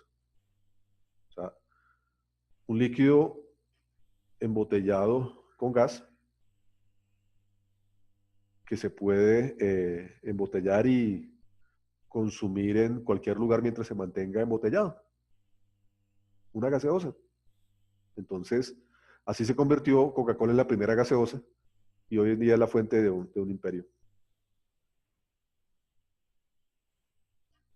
Coca-Cola no sería nada sin el secreto de su fórmula. Una vez en la prensa eh, de Medellín, hace unos años, era noticia un muchacho que afirmaba haber descubierto la fórmula de la Coca-Cola. Entonces en el periódico El Colombiano entrevistaron al pelado y él salía explicando, bueno, sin revelar, le decía, sí, puedo hacer una prueba. Entonces los periodistas fueron a su casa y en su presencia él preparó lo que luego ellos al probar dijeron, oiga, esto es Coca-Cola. Bueno, trascendió a los medios de televisión, etcétera, bla, bla, bla. Nunca más se volvió a saber de ese muchacho. Claro, no sea mal pensado, o sea, no creo que Coca-Cola lo haya silenciado a las malas. Yo creo más bien, ese muchacho hoy en día, si eso fue cierto, puede ser parte del equipo de Coca-Cola, puede ser alguien a quien Coca-Cola le compró su silencio. Tal vez ese muchacho ya no tiene que trabajar nunca más en su vida. Ese es el valor del secreto, ese es el valor de la información. Bueno, estoy asustado por el reloj, entonces tengo que seguir adelante. Perdón. Bueno, me dicen que vayamos mirando preguntas. ¿Por qué la patente de la Coca-Cola no vence en 20 años? No hay una patente de la Coca-Cola. La Coca-Cola se protege como secreto empresarial. Y el secreto empresarial es perpetuo mientras dure el carácter confidencial de la información. Entonces, Coca-Cola ha logrado mantener la información secreta por más de 100 años. Pues eso ha durado su protección del derecho de secreto empresarial, no la patente. A ver, el único caso en que una bebida ha logrado ser patentada, que se recuerde, mmm, es la bebida Gatorade. El Gatorade, que se patentó en los años 70. ¿Por qué Gatorade es patentable y por qué Coca-Cola no? Porque Gatorade es un invento. Coca-Cola no es un invento. ¿Por qué Gatorade sí, Coca-Cola no? Porque Gatorade es un invento porque a través de su fórmula se soluciona un problema técnico. El Gatorade se desarrolló por parte de una universidad del sur de Estados Unidos en un estudio que fue financiado por un equipo de fútbol americano, los Lagartos, los Gators. Eh, Ellos querían desarrollar una bebida que compensara las sales minerales que el cuerpo humano pierde con el sudor. Entonces, estudiando esas sales minerales, su composición, su cantidad, desarrollaron una bebida que lo compensaba. Entonces, la publicidad dice que los Gators, los jugadores de fútbol americano, empezaron a tener un rendimiento atlético muy superior al de sus rivales. Ellos lo llamaban el equipo de los segundos tiempos, porque en los segundos tiempos del partido, mientras sus rivales estaban extenuados, ellos estaban absolutamente frescos. Pues bueno, allí hay un problema técnico y la solución a un problema técnico que se desarrolló a través de un invento. La fórmula del Gatorade es un invento y pudo ser patentado. Y el titular de la patente es una empresa que conocemos, Quaker, la de la avena Quaker. Quaker tuvo la patente del Gatorade por 20 años. O sea, si fue patentado en el año 1970, la patente estuvo vigente hasta el año 1990. Por ahí en el año 1991 ya esa tecnología pasó al dominio público. Entonces, luego de que se acabó la patente del Gatorade, surgió el Powerade de Coca-Cola y demás bebidas, pues que desarrollan el mismo principio de compensar las sales minerales, etc. Entonces, la Coca-Cola sabe rico y su fórmula es un secreto. El Gatorade es un invento y pudo ser patentado. ¿Hasta qué porcentaje de copia de un código fuente se considera copia o plagio? Bueno, ese es derecho de autor. Me referiré al tema del plagio del derecho de autor más adelante.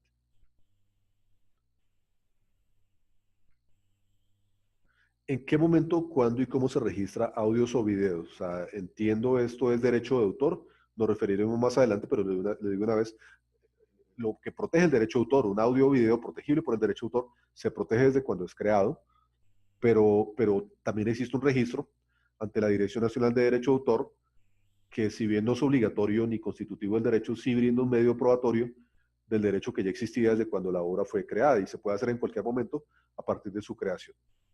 ¿Sí? ¿Dónde y qué requisitos burocráticos debo diligenciar para establecer un secreto empresarial? Ninguno. El secreto no depende de un trámite ante ninguna autoridad.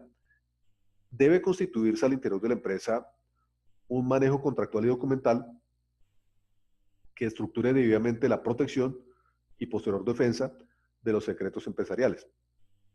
Una empresa debiera empezar por evaluar cuál de la información que maneja a su interior tiene los requisitos del artículo 260 de la decisión andina 486 y empezar a considerar eso como parte de su patrimonio, documentarlo y demás. Es muy interesante cuando una empresa logra evaluar su secreto empresarial. Entonces ya los contadores, los revisores fiscales aceptan que un rubro del activo de la empresa sea su know-how, su saber, su conocimiento. ¿Cómo se protege una aplicación de software que tiene muchos programas? Programa por programa. Hay que entregar el código fuente. ¿Cómo se hace? Bueno, un, una solución informática puede consistir de varios programas y ser una creación tanto en su contexto individual como en su conjunto. Entonces, es una forma de entender lo mismo. O sea, como que una pared se puede componer de varios ladrillos. Una solución informática puede contener varios programas. Entonces, yo puedo ser dueño de la pared y de todos y cada uno de los ladrillos.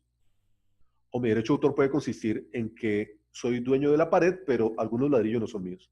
Algunos ladrillos pueden ser software de terceros. Algunos ladrillos pueden ser software libre. Algunos ladrillos pueden ser software que adquirí o que licencié para poder incorporar dentro de mi solución. Bla, bla, bla. Pero eso no significa que yo no pueda ser dueño de otros ladrillos y de la pared. O sea, me refiero de una forma un poco simplista y coloquial al concepto de obra compuesta. O sea, una solución informática puede ser una obra compuesta de varios programas y en sí está protegido ese conjunto como cada una de las partes. Pero ya hablaremos de derecho de autor más adelante. ¿Qué entidades apoyan la solicitud de patente en nuevos procesos? Bueno, la propia Superintendencia de Industria y Comercio tiene programas de incentivo a inventores colombianos a través de las tarifas diferenciales que se les reconocen para el efecto. También existen o conozco programas de apoyo a emprendimiento tecnológico, iniciativas de esta naturaleza, entiendo al interior del SENA y los parques tecnológicos que son creados en diversas regiones del país, en donde la propia Superintendencia de Industria y Comercio se involucra con apoyo en entidades universitarias de la región, etcétera, para crear como eh, lugares en que se propicie y se promueve la innovación tecnológica y entonces allí se estructura un sistema de apoyo, incentivo a la creación del campo tecnológico del patentamiento. Existe recientemente hasta un premio del inventor colombiano, en donde la propia superintendencia y algunos patrocinadores premian anualmente las patentes más importantes o de más trascendencia en distintas categorías y objeto de bla, bla, bla. Bueno, esta visión de apoyo al patentamiento, de incentivo y demás, no quiero dejar de mencionarla sin dejar de mencionar también eh, la existencia de un mercado de, de, de innovación, o sea, la innovación en sí misma como producto de interés en un mercado de inversionistas, de fondos de inversión, de capital de riesgo, y no solamente a nivel de Colombia, sino preponderantemente a nivel internacional o de países extranjeros. Mejor dicho, existe Silicon Valley. Silicon Valley, en donde usted, querido emprendedor, tiene la posibilidad de encontrar un contexto de empresas innovadoras, de inversionistas eh, acostumbrados a apostarle a proyectos innovadores, bla, bla, bla. Entonces, no podemos quedarnos en la mentalidad asistencialista y proteccionista de que esperemos sentados a que el Estado colombiano haga algo. No, no. Hoy en día esto es un mercado global en donde la innovación es un producto de alta demanda y producto además de alto interés para inversionistas y demás. Silicon Valley es la meca de la innovación tecnológica y congrega a su alrededor todos los recursos que hacen falta para que una innovación tecnológica exitosa se convierta en una empresa exitosa. Si tomo un software como licencia libre en Internet y lo modifico, ¿puedo decir que es mío y patentarlo? No. El software libre se regula por la licencia GNU, que básicamente me obliga a que si yo me sirvo de ese software libre y estoy en capacidad de modificarlo, complementarlo en su código, estoy obligado a que mi mejora, mi modificación, siga amparándose en la licencia GNU. Entonces, lo que hago es incorporarme a una cadena sucesiva de desarrolladores, todos obligados por la licencia GNU a permitir que su código pueda ser libremente accedido, conocido, modificado por terceros. No obstante, la propia licencia GNU sí reconoce la posibilidad de que alguien haga derivaciones de un programa de software libre, pero dice ese artículo de la licencia, si usted logra un producto tan diferenciado, sustancialmente del producto que venía siendo amparado en la licencia GNU, usted está legitimado a considerar que ese componente que usted adicionó es software propietario, pero porque usted logró algo absolutamente distinto, mejor, un aporte creativo tan importante y tan diferenciado que usted ya está legitimado para considerar eso de su propiedad y no sujetarlo a la licencia GNU. Dos personas inician una idea de negocio, uno de ellos renuncia a continuar en el proyecto, el otro sí continúa. Por el que renunció a demandar por plagio al que continuó. No, ojo, que la idea de negocio de por sí, a mí, abogado de propiedad intelectual, no me está hablando de ninguna materia protegida por la propiedad intelectual, ¿no? A menos que la idea de negocio se esté manejando, que es cosa diferente, como un secreto empresarial. Ayer, bueno, antier que hablaban conmigo, temas constitucionales, yo les hablaba del artículo 333 de la Constitución. La iniciativa empresarial es libre, la competencia es libre y además la ley la incentiva. Entonces, una idea de negocio per se no es algo exclusivo protegido, a menos que sí exista materia protegible para la propiedad intelectual, por ejemplo, por vía del secreto empresarial. Entonces, ya el derecho de las cosas es que las dos personas que gestionan esa iniciativa tengan pactado debidamente cómo manejar la información en torno del proyecto. Porque entonces, creo que válidamente una de las dos podría retirarse o ellos separarse, pero deberían regular también contractualmente si uno, el otro o ambos quedan con el derecho de continuar el desarrollo de esa idea de negocio secreto empresarial y de qué manera. Entonces, para que tenga sentido, esta situación tiene que haber de por medio un secreto empresarial con todo lo que he hablado. Y ya los dueños de ese secreto empresarial disponen qué sucede con el mismo. De pronto, ambos se pueden liberar de obligación mutuamente. Es decir, bueno, explótelo usted como pueda, yo lo exploto como pueda, pero comprométase usted, me comprometo yo a que esto no se divulgue a terceros. ¿Me explico? ¿Cómo se castiga y se prueba la ingeniería inversa que se haga una app para conocer el código fuente? Bueno, mire, la verdad cometí una omisión en hablar del secreto empresarial, sin advertir también de que el secreto empresarial tiene un alcance relativamente limitado en cuanto a su protección. ¿Por qué? Porque cuando yo soy titular de un secreto empresarial, yo puedo impedir que terceros lo exploten o se sirvan de él, pero siempre y cuando sean personas que están vinculadas conmigo a la obligación de confidencialidad. Es decir, los empleados, contratistas, asesores y demás personas vinculadas con mi empresa que conocieron la información al interior de mi empresa y que yo obligué mediante un acuerdo de confidencialidad. Pero imaginémonos una persona absolutamente ajena a la empresa.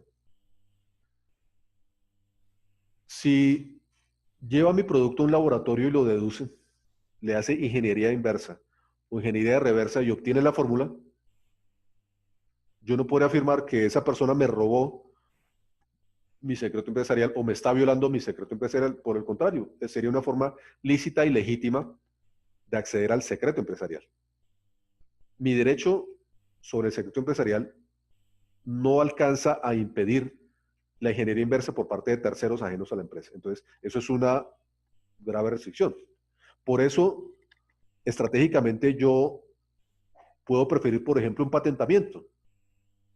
Si yo tengo temor de que terceros me hagan ingeniería inversa, copien la fórmula de mi producto y empiecen a fabricarlo por otro lado, entonces patente. Porque la patente sí logra impedir, sí tiene ese alcance para lograr impedir cualquier uso de explotación por parte de terceros del invento o algo similar al invento. Mientras que el secreto empresarial se queda en el ámbito de la información que se manejó dentro de mi empresa y quienes la conocieron al interior de mi empresa. Me demoraré mucho el día de hoy contándoles casos en que en Colombia se ha echado mano de la ingeniería inversa de manera legítima. Bueno, yo creo que ya se puede hablar de un tema dentro de la disputa de dos operadores de recaudo en Transmilenio que por desacuerdo no habían logrado integrar el funcionamiento de sus tarjetas de recaudo. El segundo operador de recaudo estaba a punto de ser sancionado si no lograba que sus tarjetas interactuaran con el sistema del primero. Y el primero no facilitaba la interacción con las tarjetas del segundo, sino le pagaba un dinero por el acceso a un software, decía él. Entonces el segundo inconforme dijo, no, yo no tengo que usar ningún software suyo, yo solamente necesito las claves de interoperabilidad, entonces bla, bla, bla.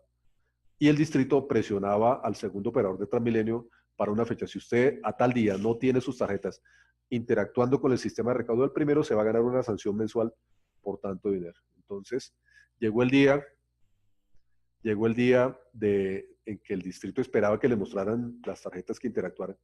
Entonces, el segundo operador llegó, o sea, no accedió a pagarle ni un peso al primero por el software que le quería imponer, venderle.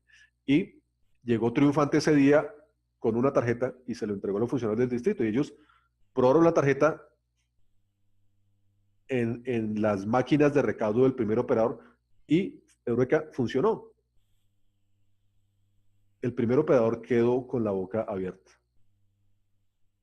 ¿Cómo el segundo resulta con una tarjeta que funciona en las estaciones de la segunda troncal y en las estaciones de la primera?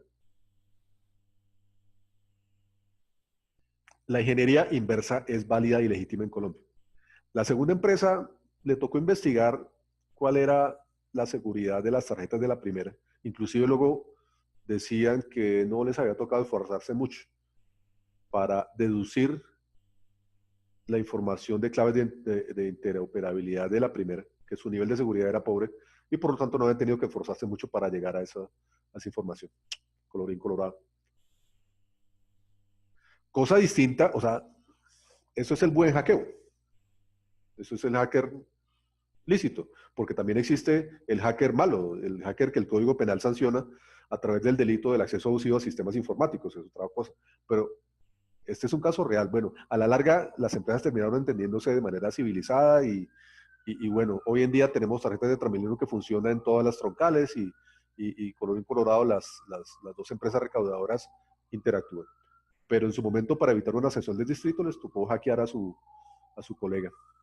Ingeniería inversa, legítima en Colombia. ¿Cómo hace usted para impedir que le hagan ingeniería inversa para lograr su código fuente? Mire, como abogado, mi única respuesta es intente pactarlo contractualmente. O sea, si usted en un proyecto le va a facilitar información a terceros, acceso a un programa, usted por medida de previsión razonable puede obligar a abstenerse de practicar ingeniería inversa sobre el material, información y documentación que usted va a entregar.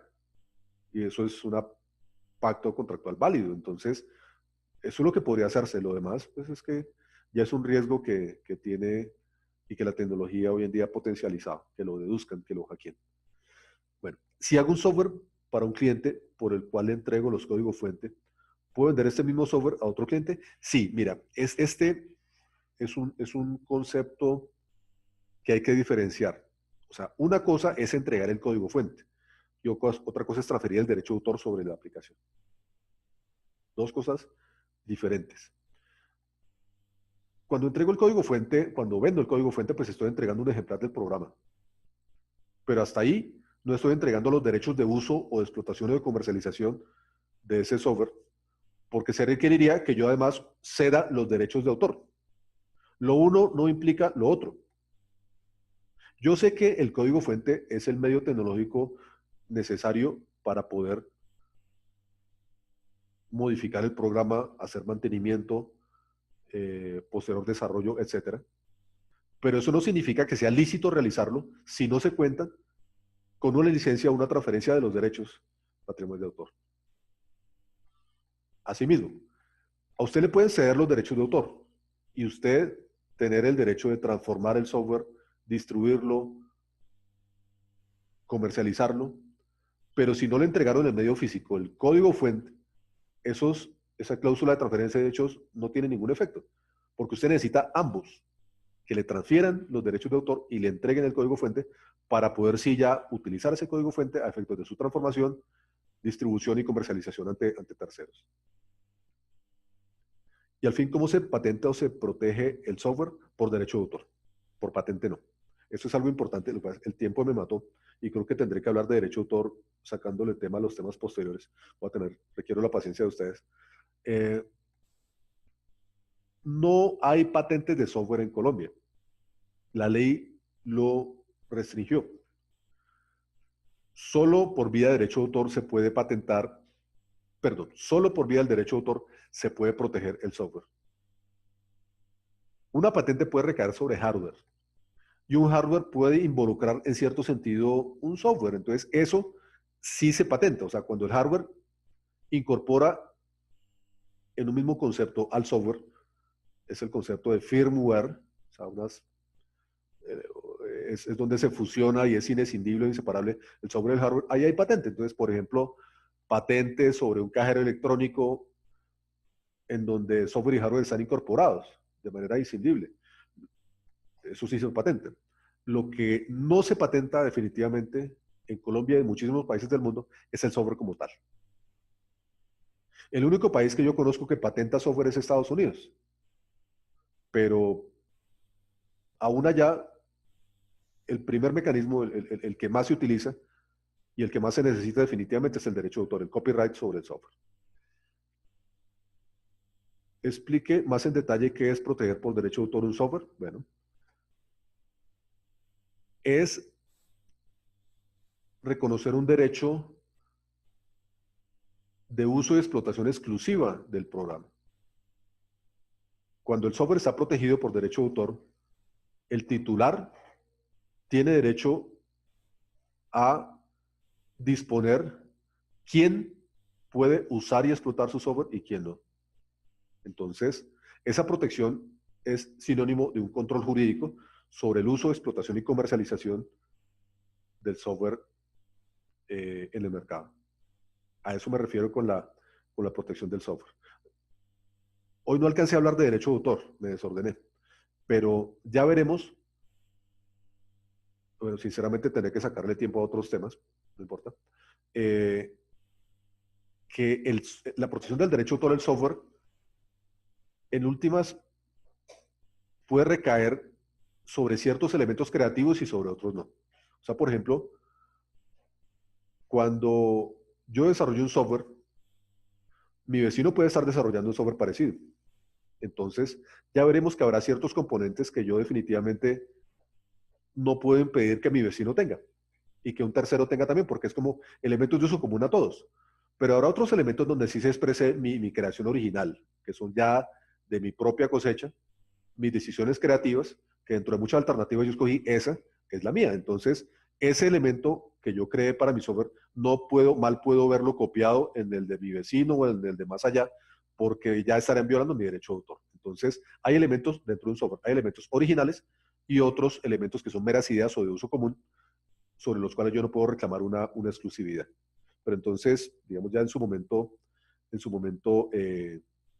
tendré que referirme al detalle.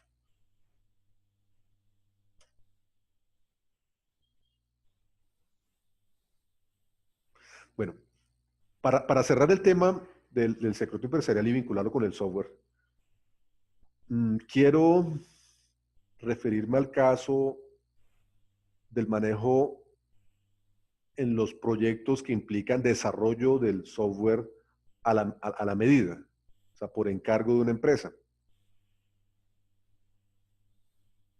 Es un grave error que el contrato de desarrollo de software eh, omita ocuparse no solamente del derecho de autor, sino también del secreto empresarial.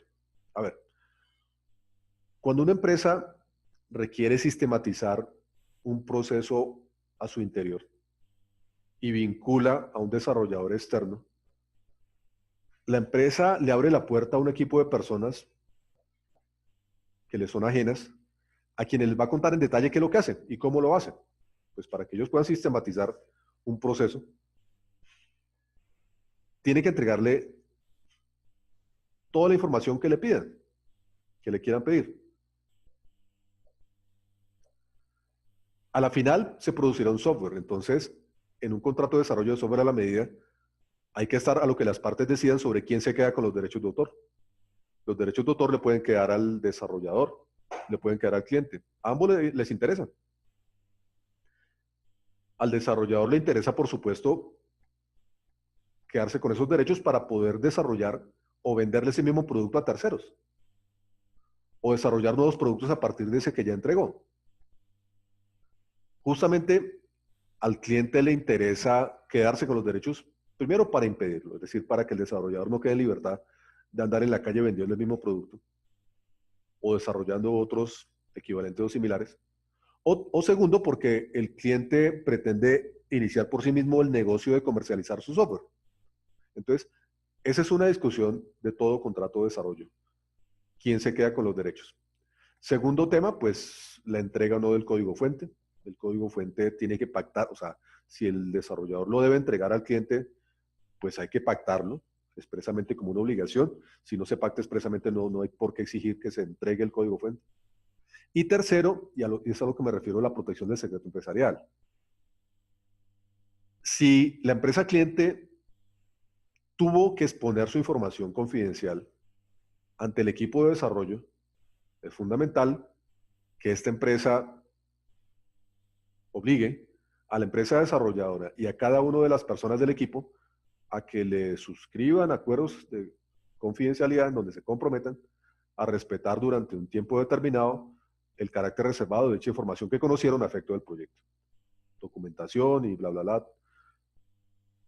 Termino porque se me acabó el tiempo con un ejemplo de esto de lo que no debe pasar.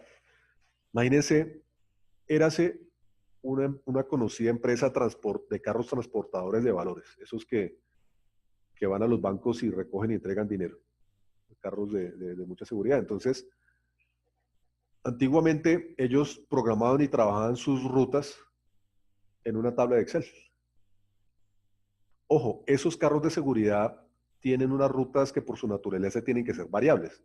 O sea, el carro que pasa por el banco recogiendo o dejando dinero no puede ser predecible. O sea, no puede pasar por el banco el mismo día a la misma hora siempre, porque se vuelve predecible y por seguridad no puede ser predecible. Entonces, todo eso estaba programado en una tabla de Excel. Luego la empresa contrató a una empresa desarrolladora para crear una aplicación que le programara y organizara las rutas de sus carros de valores, rutas y horarios de sus carros de valores. Entonces le entregó las tablas de Excel y la empresa sistematizó una aplicación para optimizar ese proceso, más garantizando la seguridad y pues que nunca fueran predecibles esas rutas para terceros. Por la naturaleza del contrato que hicieron, el desarrollador se quedó con la posibilidad de fabricar un producto similar para vender a terceros. Hubieran podido impedirlo, no lo impidieron. Eso no tenía por qué molestar a la primera empresa si así lo pactó en el contrato. El problema fue que la empresa desarrolladora, cuando sacó su producto para el mercado y empezó a vendérselo a otros transportadores de valores en Colombia y en el exterior, utilizó como ejemplo, utilizó como modelo de demostración una de las tablas de Excel que le había entregado la primera empresa con su programación de rutas. Entonces se fue para la calle una información que la primera empresa todavía estaba utilizando. ¿Me explico el riesgo? O sea, con eso que se fue para la calle, alguien leyendo el demo, pues bueno, si el banco pasó el viernes a las 3 de la tarde, aquí dice que la siguiente visita será el martes a las 8 de la mañana. ¿Se imaginan la exposición en la seguridad de esa empresa? Entonces, claro, la primera empresa quería reclamar la infracción de su información confidencial. Yo le entregué esa información para el proyecto, para que usted conociera y desarrollara, nunca para que terminara haciendo un demo mostrando mis rutas, mis horarios. Ese caso terminó en que la primera empresa no pudo hacer nada. ¿Por qué? Porque jamás le advirtió al desarrollador que esas tablas de Excel eran información confidencial. Y esa es una carga del dueño de la información. O sea, si el dueño de la información no advierte y no pacta la obligación de confidencialidad, su otro contratante no tiene por qué suponerla. Entonces, esto que les cuento fue un caso que fue muy sonado, pero que no trascendió a ningún proceso judicial, porque la empresa no tiene nada que reclamar por su omisión en pactar una obligación de confidencialidad en el contrato de desarrollo. Entonces, conclusión y moraleja, no sirve solamente hacerse transferir los derechos de autor, si además no se regula lo atinente sobre la entrega del código fuente, y en estos casos hay materia también que regular en materia del secreto empresarial. Bueno, este es el mundo de los intangibles de la propiedad intelectual. Se me acaba de terminar el tiempo, entonces no me queda sino agradecerles su atención y su paciencia, pedirles excusas porque realmente les soy sincero, no me alcanzó para cubrir el tema del derecho de autor, entonces con la venia de los organizadores tendremos que adecuarlo en las sesiones que nos siguen. Muchas gracias. Muchas gracias por asistir. Les recomiendo realizar la encuesta. Ahí les mandé el link.